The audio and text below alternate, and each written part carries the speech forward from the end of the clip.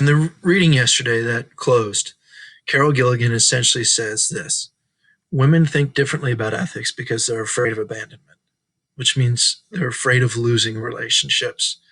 So they refuse to take strong stances on things.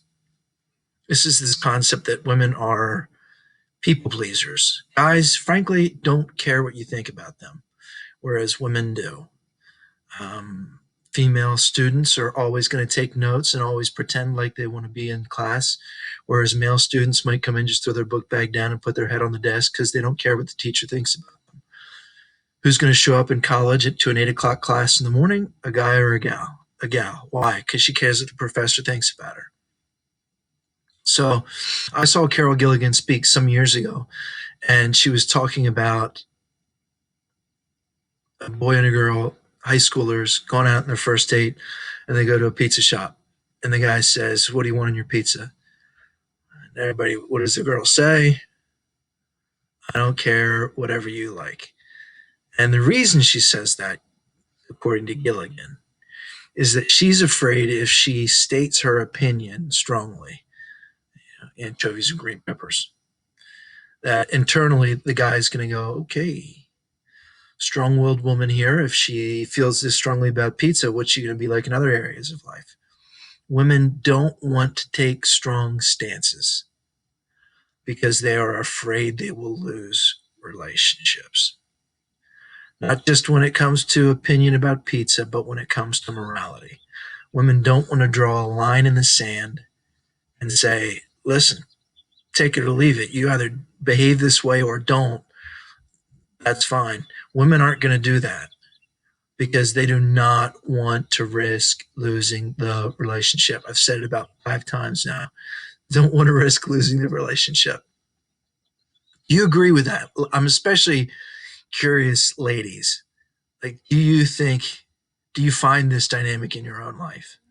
That you're hesitant to speak your mind because you don't want to upset other people and have them not like you. Is that a dynamic? Is that real? Gilligan says it is. She says it's what drives female thinking about ethics. So let's look at a really short scenario here. You're a teacher at Downtown. You walk into the restroom and there's a student getting stoned. What do you do? What would you personally do in this instance? Now let's add a little bit to it.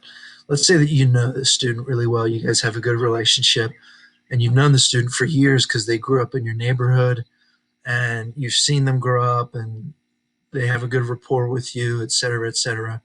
And you find the person getting stoned in a stall. You can see, you happen to look and, sort of see through the cracks in the stall because you smell weed and you look and there's somebody getting stoned. Are you going to just automatically take them up to Mr. Hostetter and turn them in? Or are you going to take a different approach? Carol Gilligan says men and women have different standards. Men use what's called an ethical principle. First thing they do is they get rid of all of that personal information. Forget about the fact that you know him. Forget about the fact that you know about his life. Get rid of it, because that's going to just cloud your judgment. It's just going to bring in emotions. And guys don't want to have emotions clouding their judgment. So the first thing they do is they get rid of that information. And the second thing that they do is they then apply broad moral rules, sort of like Immanuel Kant. Only do an action if you wouldn't want everybody else to do it. You would want everybody to report illegal behavior, so you should report illegal behavior. And a guy is, no questions asked. You're a student, I'm a teacher, you're using marijuana, let's go. We're going to the office. End of conversation. Women are different, according to Gilligan. She said that they use empathy and sympathy and intimacy.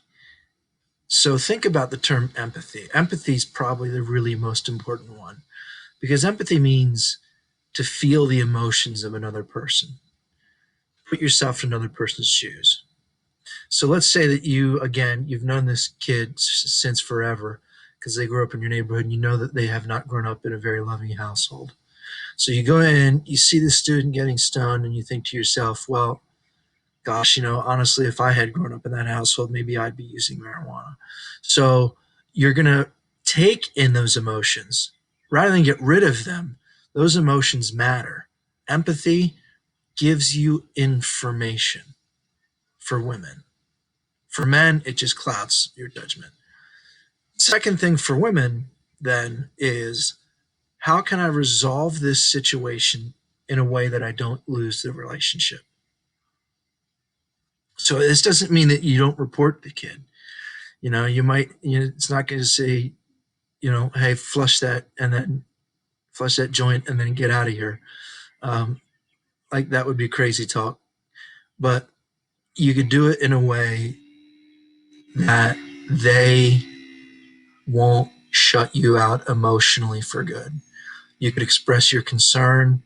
You could express the fact that this is just what has to happen, and that you care about them, and that you don't want them to take this personally. You can do it in ways that can maintain the relationship, even though you still have to turn them in. Now, in other areas of life and in other decisions, there are times when you are, in fact, going to break significant moral rules to maintain a relationship. And we'll look at some of those in just a little bit. But what I'm curious about today is this: I'm going to give you a form with 5 or 6 ethical dilemmas. And I'm going to have you try to answer them from this perspective. Not Immanuel Kant, not utilitarianism, but from feminist ethics, the ethic of care. How can I maintain the relationship? That's how you figure out whether the behavior is right or not, whether your action is right or not. So remember, we had utilitarianism. Their basic idea was greatest amount of happiness to the greatest number of people. And I said, yeah, I reviewed this yesterday briefly. Kant, only do an action if you want everybody else to do it. Never treat people as objects. For women, the moral rule is find a way to resolve the dilemma that keeps your relationship.